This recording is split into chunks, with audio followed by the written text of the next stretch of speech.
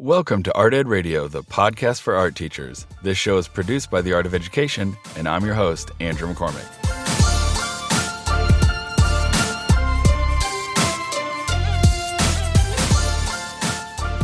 Wait a second. Do you hear that sound? It's the winds of change blowing off in the distance. It's faint, but I think it could be the end of art education as we know it. Okay, now maybe I'm being a little melodramatic here, but I don't think that there are very many art teachers out there that have been teaching for 10 plus years, 20 for sure, that would argue that art education isn't shifting. There's so many new paradigms and charges out there. Stuff we talked about last week, STEM, STEAM, PBL, arts integration. Or maybe even you think about the new National Core Art Standards, which I love and I think they add a lot of freedom, but those can be a little intimidating to a lot of people. Add to this the almost guaranteed yearly battle over ever-dwindling art budgets, and then state and national educational policies that favor drill-and-kill tactics and standardized testing instead of true creative endeavors and real learning. It's easy to understand why so many art teachers are feeling besieged. Many art teachers are looking out at the current educational landscape, and we don't really recognize the state of art education right now. Whatever happened to just doing lessons because we like them? Doggone it, if it was good enough for me back in high school, it's good enough for these kids now. Whatever happened to art for art's sake? That can't be enough anymore. I won't pretend to know all the answers, but I do know this. As the world around us changes in the face of technology and the new need for creative problem solvers, art education is and will be changing whether you want it to or not. Now it's time to think about your stance and your advocacy in the face of this shifting reality. So I want to circle back on something I said just a second ago about how important creativity is. I'm really excited to have the opportunity to talk with Danny Gregory. My name is Danny Gregory. I'm not an art teacher, but I love art teachers. I'm an author, I'm an artist, I'm a blogger, I'm a podcaster, I'm a bon vivant, and a boulevardier. Danny is the author of countless books on the importance of creativity. His new book is titled Shut Your Monkey, How to Control Your Inner Critic and Get More Done. Great title, by the way. Now, Danny recently wrote an article on his blog that set the art education world on fire, and I wanted to get him on to see what he thought about the current state of art education. I worry about art education because I see it being cut left, right, and center. I think it is not really relevant to the lives of most kids who are spending their days with their noses stuck in an iPad. Why do they need to use charcoal? Why do they need to use gouache? How does that really fit in? Are they going to carry that forward? I think there's so many opportunities for art to make a difference in people's lives, but I feel like the traditional ways of teaching art feel outmoded and irrelevant to the kind of kids I see every day. So as I think about my own understanding of the state of art education, I don't think it's really dead. But business as usual and what we thought of art education previously, if it's not dead, it's totally changed and it's still changing. So specifically, I want to talk about what are those paradigms that are giving us, a million little cuts. If you think about us being dead, it's death by a million cuts. And then secondly, what is the secret to having the best of both worlds? A traditional style and a new style. Here's the secret. It's advocacy and taking a stand, whatever that stand may be. So I think this podcast episode is going to get a lot of us thinking deeply about kind of where we're at and what the future of art education is now. So in that vein, I'm really excited to share that I will be presenting at the Art Ed Now conference this July 14th. Now, I don't want this to come off as a shameless plug. Really, I do think that if you enjoy this topic, you will enjoy my presentation called How to Make Your Art Room More 21st Century Ready. We're going to take some time and really talk about and dissect how to make a classroom that's more inclusive of the 4 C's: creativity, critical thought and problem solving, complex communication, and collaboration. So head on over to theartofed.com and click on the conference tab, and you could get in on some of that ridiculously awesome early bird pricing of just $99. Oh, and Tim's presenting as well, too. So, right off the top, I talked about all the little educational directions that, while great, really can undermine and erode how we formerly ran our art education programs. STEAM, PBL, arts integration, while they're great, they really are changing what and how and why we teach. SLOs and standards-based grading and 21st century skills and the National Core Art Standards, all so great, but also a little bit disorienting and confusing for a lot of teachers out there. These new ways of thinking about education really are more about mindsets and dispositions and less about skill sets and low-level learning, like memorizing and regurgitating facts. While I believe this ought to come naturally to art teachers, I think many of us still really like teaching and assessing skills, as assessing skills is way easier than assessing actual learning. It's that whole debate of process versus product. And assessing a process can be a little bit more tricky. And all these factors can make it feel like the ground beneath our feet is disintegrating. But fear not, I'm here today to tell you that you need to take a stand and you need to advocate for yourself in your program. Now, everyone's current reality is a little bit different. If you really love all the lessons you do and you really love teaching skills and using principles and elements, that's fine, that's great. But you'd better work it. You'd better be able to advocate for what you're doing and why you're doing it and show how what you do fits into the new educational directives that are being set forward by your district.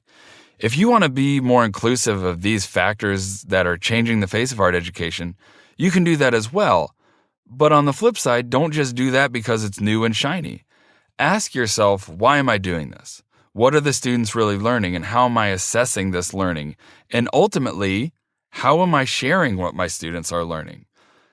Let's face it, the death of art education may very well occur when there are too many quality art teachers out there who don't share the vital work that we're doing.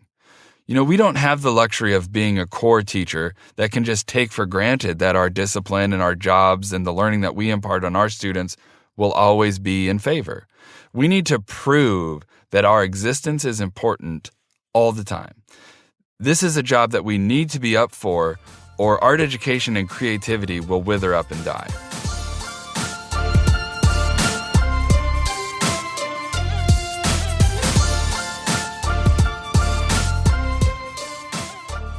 All right, so let's bring on the mortician, the undertaker, the glitter-hating Grim Reaper himself, Tim. Hey, how you doing tonight, Andrew? Good, I'm doing good. So, hey, man, we are dying to hear, pun intended there. What would you say is the state of art education now? I mean, are we dead? Are we vibrant and kicking, up against the rope, on life support? Where are we at? Man, I would hope we're not dead because that's bad news for all of us listening to this right now. I don't know. I feel like we are still strong. I feel like we're still going well. And at some point, I think, art education is starting to get into that danger zone where we kind of have become more marginalized, and it seems to be going that way even more, unfortunately. But at the same time, I feel like our community is still really vibrant, like the art education community. And there's so much sharing and there's so many good things going on that it really makes me feel like we've got a lot of strength in numbers, I guess, and a lot of good things going on when you look at it that way. That's an interesting point that I never thought about. It's like, you might feel marginalized in some things. Maybe it's your budget or, you've got a crappy schedule. But to think about like your PLN and your community and like just how rich that can be. So it's like as one thing kind of is shrinking, the other thing might be growing and really feeding your curriculum or everything you do. Yeah, absolutely. And, I think one of the cool things with that, like, let's say your budget gets cut, and that sucks. Like, there's no two ways about it. But at the same time, it's so much easier now to find someone else that has gone through that or find someone else that has experience with that. And if you can learn from their experience, you can do some things that really allow you to thrive, even if, the odds are stacked against you a little bit. And if, administration sees you surviving and even thriving despite that, they're going to realize what a quality teacher they have, and they'll be more willing to go to bat for you. And I think, if we can just kind of share those experiences and help each other get through each of those things, then, I think in the long run, we'll be much better off for that. Mm-hmm. So, you've been teaching for a few more years than I have. We kind of had to debate this off air. Yeah. Because I'm technically older, but you're wiser, I think is how we would say this. How have you seen art ed change, like since you started, your career? Yeah, I think, I don't know if it's necessarily changed as much as it has just kind of grown. Again, if we go back to that idea of, all the sharing that's happening and all the resources that are out there, I feel like just as a whole, we are significantly better teachers because it's so much easier to talk to each other, okay, to reference what each other are doing and to share what we're doing with each other. Like, I remember when I first started teaching, it was so tough to find good ideas. And, whether that be just a few websites that had things out there or maybe a few books here and there, most of it was just stuff that either like you had done yourself back in high school or, as an undergrad or whatever else, okay, or you just had to come up with something completely new and there's no kind of in between there.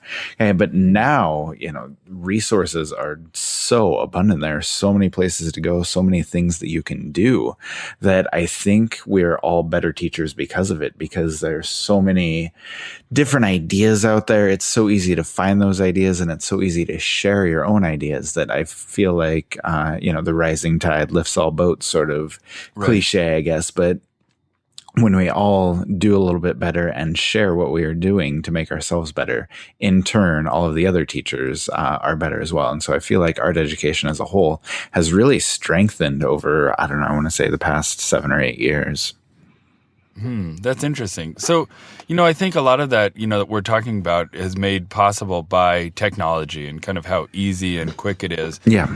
But I think of technology, honestly, as kind of this double-edged sword. It's, it's great in a lot of ways, but then it can also be detrimental to our program. So, thinking about sort of the rise of new educational paradigms out there, whether it's STEM, STEAM, PBL, whether it's arts integration, whether it's like just a district being nuts head over heels over standardized testing, which, in the last 20 years, accountability and data and all this stuff. So there's all these educational paradigms.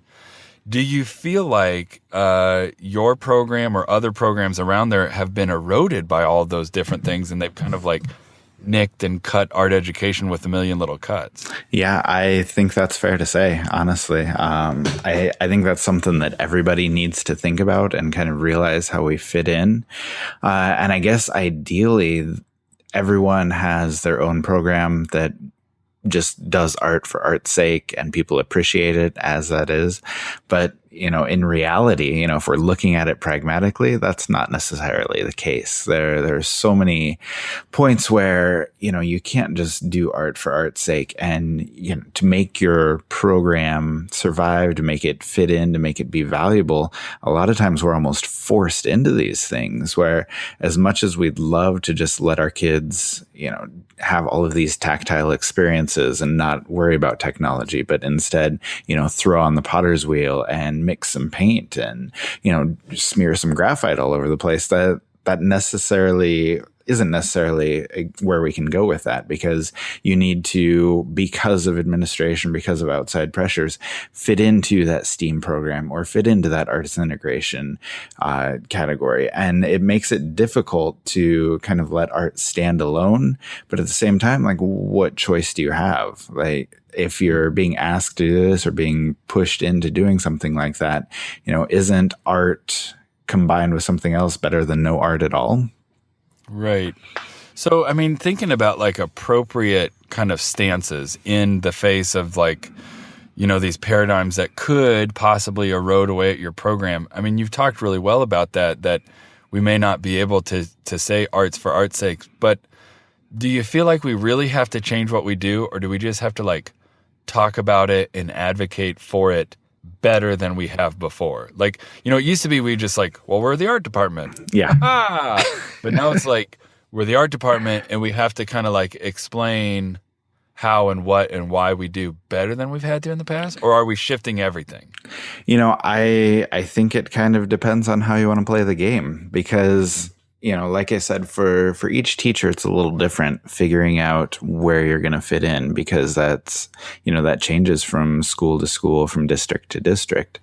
But you need to figure out, where your program fits, what you can do best. And then, like you said, sometimes it's about changing what you do, but sometimes it's just about explaining what you do better. Yeah.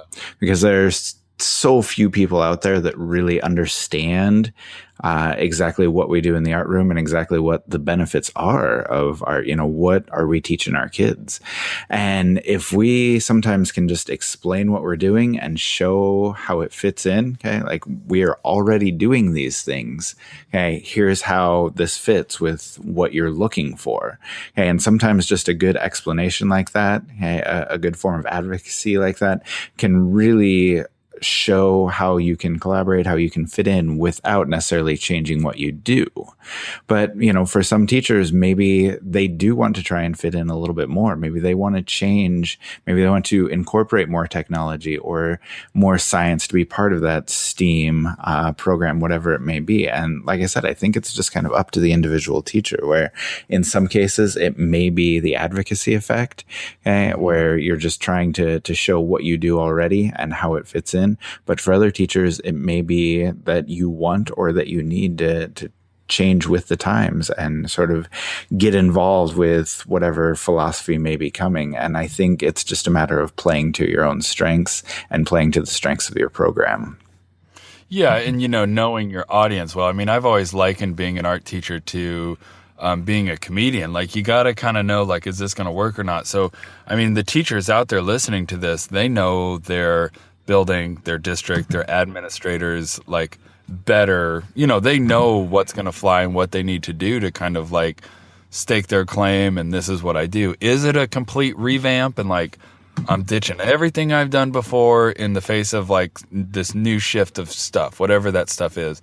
Or is it like, I'm going to really just talk about how what I do fits what we're doing now better than I've done before? So that's interesting. You're bringing up a specific thing, because we've been saying this a couple times, art for art's sake, right? Do you feel like, this is a really weird and practical question, but do you feel like you have, like, kind of a percentage of your curriculum that you feel is like art for art's sake, and then the other stuff where it's like, well, I better hit this, and when I do this, it kind of hits that? Like, do you have a percentage of that? I don't know that I do, because I guess the way I look at this is art is so flexible and art is so versatile that whatever we want it to do, it can do. Mm-hmm. Okay. And it may be a part of, a bigger curriculum, or it may be something specific to our room. But, if you look hard enough, okay, you can probably find what you're looking for. And it may be, I guess, the lessons you teach or the way you teach them, they probably fit into, whatever outside philosophies we're looking at, or whatever, outside things that are being put on you. You can find something that you already do to fit in with those philosophies or to fit in with those programs. And I guess the biggest thing for me with that is, like I said, just kind of looking at what you want from your program. And if you can find the right things and present them the right way, then I feel like you can fit in with whatever you may need to do, whatever program, whatever direction it may be going. There should be enough in the lessons that you teach or the things that you do with your kids that you can probably fit in just about anywhere. And I think the versatility of art allows us to kind of pick and choose what and how we present and figure out how that's going to fit in. So thinking about kind of different tracks of art education, because, I think the question of, like, is art education dead? That's kind of, it's dependent on who you are. And for some people, it's alive and vibrant. And some people, it's like, gosh, I'm really feeling undercut. But I do feel like there's kind of we're kind of talking about two different tracks of art education. What we would consider to be traditional and kind of art for art's sakes. And then, like, someone who's, like, looking at it new and fresh and, like, what can I do to accommodate X, Y, and Z? How do you feel like teachers, because this is tricky, advocate for their program without sort of, like, undermining or delegitimizing people who are in the other track? Does that make sense? Yeah, I think so. But I think more than anything, we just need to kind of stand up for what we're doing. And like you said, there are probably a lot of people that are interested in fitting in with other programs and interested in, integrating more. But there are a lot of us that really do just want to teach art. And I think the biggest thing that we can do with that is just I don't know what I call the big three, okay? Creativity and higher order thinking and problem solving, okay? And all of those sorts of skills that are constantly being developed in the art room. That's what everybody's looking for in just about every subject. And I feel like we do that best. And whether you are, doing the art for art's sake or looking for the new, more integrative approach, we still have those skills that are developed with creativity, with problem solving, with higher order thinking skills. And no matter which track you take, hey, those are skills that are necessary. Those skills are in demand right now. And however you want to advocate for them, okay, we are doing those better than anyone else. Oh, that's great. That's been coming up a lot on our episodes. What the school districts say they want everyone to be doing, we do better than anyone else. And it's high time that we start kind of saying that and sharing that and promoting and highlighting that. And that's how I think you're going to have a program that is, not up against the ropes, not on life support, but like alive and vibrant and kicking and just being the poster child for what art can do for students. Yeah, absolutely. And a lot of times it is just, I don't know if I want to say cheerleading, but just saying and showing what we do best. Like say, hey, these are the skills you're looking for. Okay, you want creativity, you want problem solving, you want higher order thinking skills. Those are inherent with every single thing that we teach. Mm-hmm. Okay, what we do every day are those three things. And it fits with our subject matter. It fits with art better than anywhere else. And if districts and administrators are looking for those things, we need to show them like they can find them in our classrooms every single day. Yeah. Well, hey, man, good stuff. I think we should end it there because you just transformed my opinion of you from this like doom and gloom curmudgeon to then you in like a cheerleading uniform. So I don't think anybody needs to think about that. Probably not. Watch in about a week or so, it'll be an internet meme. Oh, Tim Bogatz as cheerleader. All right, man. Take it easy. Yeah, that's a good place to leave it there. Thank you. All right, bye. I really hope this episode doesn't bum anyone out, but I think it's hard to find anyone out there that would argue that we need to keep doing things like we've always done it for the last 30, 20, or even 10 years. There are too many factors in play that make it so that we can't just bury our heads in the sand. So number one, take stock of your reality and then grow, evolve. Look at ways to adopt new philosophies and new strategies to be more inclusive of all the new educational directives out there. And do the things that our constituents say that they want. If they want creativity, if they want problem solving, how do we craft an art education program that provides that and that does that? You know what? Or don't do that. But if you don't do that and you stick to your guns and you double down and you say, this is what I do, you've got to advocate for what you're doing and that what you're doing is super important and super vital. So I want to throw it back one more time to Danny to kind of see what he'd like to see happen with the future of art education. I'd like to see art education turn into creativity education. Creativity is crucial to our survival as a species, to every aspect of our culture and our economy. And we need to teach kids how to collaborate, how to solve problems, how to use their imaginations, how to draw inspiration from lots of different sources. And I feel like there's no part of the curriculum that includes that. Why couldn't what used to be called art education turn into that? And how crucial and central it would be to kids, to culture, to our society, to the future.